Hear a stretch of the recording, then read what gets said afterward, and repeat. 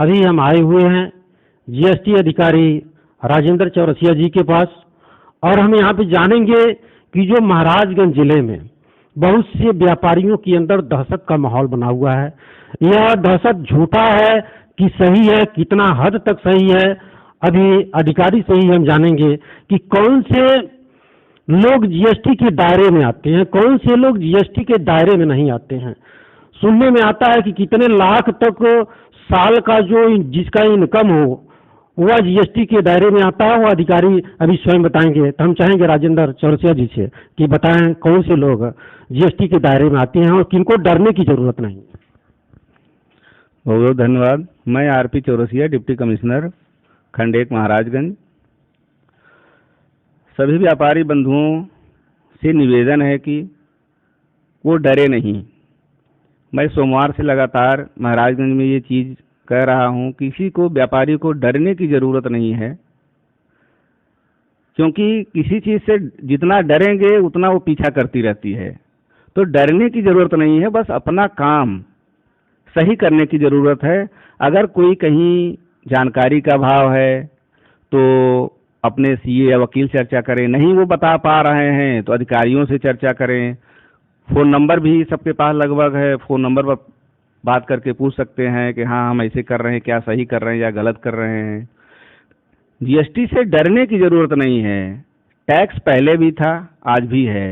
पहले व्यापार कर था, फिर वाणिज्य कर आया, अब गुड्स एंड सर्विस टैक्स चल रहा है। तो टैक्स तो हमेशा वस्तुओं पर लगा ही रहता है, सर्विस और वस्तु पर लगा रहा। अब सर्विस और वस्तु को दोनों मिला दिया गया है, वस्तु एवं सेवा कर, goods and service tax GST बना दिया गया है। नया कोई कर नहीं है, कर पहले भी दिया जाता था, अब भी दिया जा रहा है। और यह कर जो है, जैसे व्यापारी बंधुओं को ये लगता है कि कर वो अपनी तरफ से जमा करते हैं, मेरा बार बार ये निवेदन है कि कर हमेशा जो है आम जनता देती है। आम जनता कोई वस्तु खरीदती है तो वो पैसा जो लिया जाता है उसमें कर सम्मिलित होता है। तो पहली बात, कोई व्यापारी बंधु ये ना समझे कि वो अपनी तरफ से कोई कर जमा करता है, सरकार को पे करता है। वह हमारा व्यापारी बंधु एक माध्यम है सरकार तक कर पहुंचाने का। आम जनता से कोई भी कर होता है वो आम जनता ही देती है। दूसरी चीज, जीएसटी के दायरे के विषय में चर्चा हुई। जो कानून है कि सर्विस का अगर कोई काम कर रहा है तो उसकी पंजीयन लेने की सीमा 20 लाख है, और जो गुड्स का मतलब वस्तु का व्यापार कर रहा है उसमें सीमा जो है 40 लाख है। यदि 40 लाख और 20 लाख, सर्विस में 20 लाख और गुड्स में 40 लाख से ज़्यादा अगर किसी का साल भर का टर्नओवर होता है, मतलब कि बिक्री होती है, तभी उसको पंजीयन लेने की ज़रूरत होती है। अन्यथा अगर वो अपने आप को साबित कर ले जाता है, कोई व्यापारी की जांच होती है और ये साबित कर ले जाता है कि नहीं मेरा टर्नओवर तो 30 लाख ही है, 25 लाख ही है, 20 लाख ही है, और यह साबित तो तब कर पाएगा जब अपने डेली की खरीद बिक्री अगर कहीं नोट करता होगा कि हम देखिए इतने का माल लाए और इतना हमने बिक्री की, उस हिसाब से उसका मंथली निकल जाएगा और पूरे एनुअल का निकल जाएगा। अब किसी का अगर 25, 30, 35 लाख हो रहा है तो उसको घबराने की तो उसको एकदम ज़रूरत नहीं है अगर उसका पंजीयन नहीं है तो, क्योंकि उसको जीएसटी के दायरे में आना ही नहीं है। रही बात दूसरी, कुछ व्यापारी बंधु ऐसे होते हैं जो किसी कारणवश कम टर्नओवर होने पर भी पंजीयन का लाभ ले लेते हैं। जैसे कि मान लो किसी कोई ज़रूरत है और वो पंजीयन जीएसटी विभाग में ले लेता है, तो उसके सारे नियम फॉलो उसी तरह करने पड़ते हैं। जैसे हम बच्चे का स्कूल में एडमिशन कराते हैं और अगर वो स्कूल ना जाए तो फेल हो जाता है, उसी तरह जीएसटी अगर ले लिया गया है तो उसके जो नियम कानून है, चाहे वो छोटा व्यापारी हो और बड़ा व्यापारी, सब पर लागू हो जाता है। अगर हमारा टर्नओवर उसमें 5 लाख भी है और हमने पंजीयन ले लिया है, जीएसटी नंबर ले लिया है, तो हमें रिटर्न फाइल करना अनिवार्य है। और जो लाभ का पोर्शन होगा आईटीसी के अलावा उस पर कैश सेट ऑफ करना भी अनिवार्य है।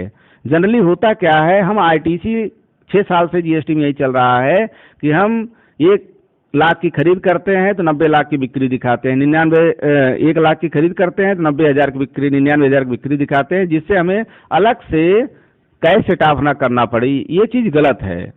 हम जो लाभ पाते हैं उस पर हमें कैश सेटअप करना पड़ता है। शेष कर तो हम पहले दे के आते हैं, जो आईटीसी के रूप में हम एडजस्ट करते हैं। और जैसे बता रहे थे कि जो पंजीयन लेते हैं लोग, वो कोई भी कारण हो सकता है। जो 40 लाख के नीचे और 20 लाख के नीचे वाले व्यापारी लेते हैं पंजीयन, उन कारणों को कई तरह से देखा जा सकता है, वो व्यापारी स्वयं जानते हैं।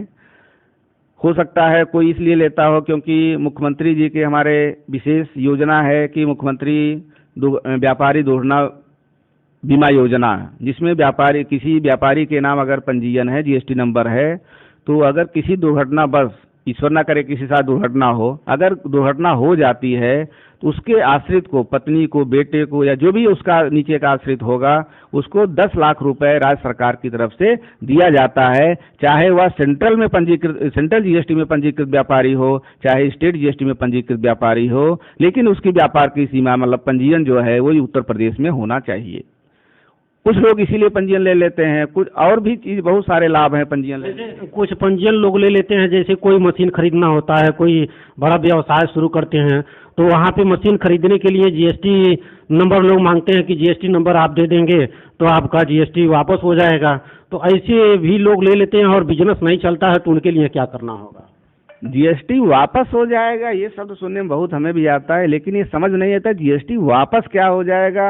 जब हम जीएसटी दे दिए हैं तो वापस कैसे हो जाएगा, ये मेरी समझ में नहीं आता है। लोग क्यों कहते हैं, कैसे कहते हैं, ये समझ से परे है। क्योंकि जहाँ से हम कोई वस्तु, जैसे हम लखनऊ से कोई माल खरीदते हैं तो उस पर हम, वहाँ बिल हमें मिलता है, जो उसमें टैक्स चार्ज होता है, CGST, उसको हम दे के आते हैं। और जब हम महाराजगंज वो माल लाते हैं तो उस पर हम थोड़ा लाभ लेते हुए, जैसे उसको हम बेचते हैं, तो जो हम वहाँ टैक्स दिए हैं उसका हम यहाँ आईटीसी के रूप में लाभ लेते हैं। और जो लाभ पर होता है वो कैश सेटअप अपनी तरफ से करना पड़ता है और रिटर्न फाइल कर दिया जाता है, इतना ही उसमें करना पड़ता है। अब जैसे रिटर्न जो है 2 प्रकार के हैं। एक क्वार्टरली रिटर्न है, मतलब 3 महीने में पड़ता है। एक जो है हर महीने GSTR 3B और R1 पड़ता है। जो रेगुलर व्यापारी हैं, जनरली हमेशा बड़े व्यापारी जो, उनको रेगुलर रहना चाहिए, और जो 1.5 करोड़ के नीचे व्यापारी हैं उनको समाधान योजना अपनानी चाहिए, जिसमें 3-3 महीने पर रिटर्न डालना पड़ता है।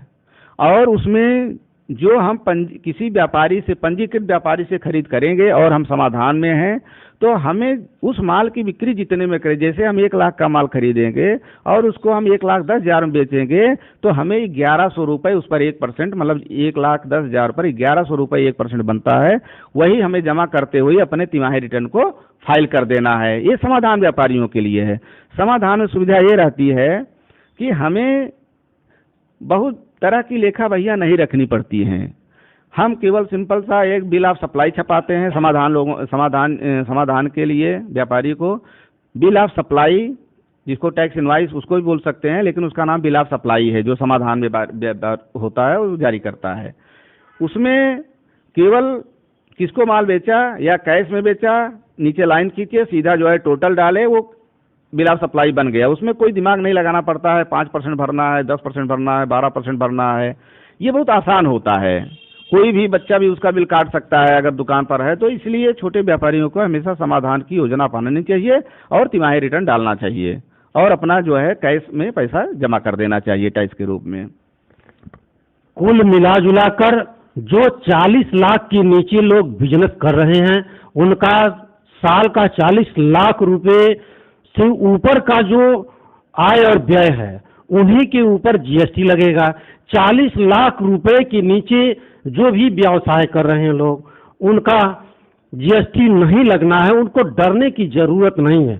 हाँ, उनको ये करने की जरूरत है कि एक अपना नोटबुक तैयार रखेंगे कि डेली वो कितना बिक्री करते हैं और कितना खरीद करते हैं। यह ब्यौरा उनको रजिस्टर मेंटेन करने की आवश्यकता है कि जब जीएसटी के अधिकारी वहां पे मौके पे पहुंचे तो वो अपना रजिस्टर उनके सामने रख दें, देखें लोग कि हाँ कि एक दिन का और महीने का, साल का कितना उनका टर्न ओवर है।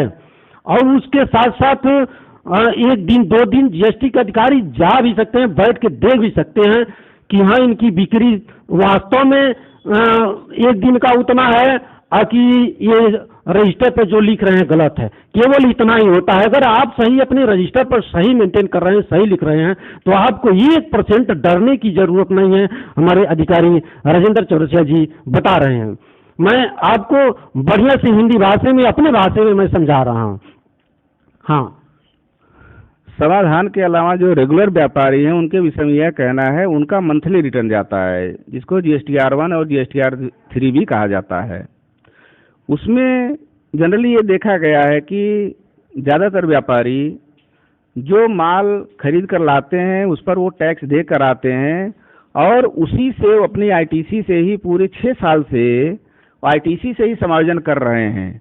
तो एक बार मुझे, मेरा निवेदन उनसे है कि अपनी वो लेखा भैया एक बार देख लें, क्या वो जो खरीद के लाए थे वो माल अभी तक पड़ा हुआ है, वो आज तक बिक्री नहीं हुआ। अगर लाभ लेते हुए बेचा गया है तो कैश सेटअप भी करना पड़ता है ITC के अलावा।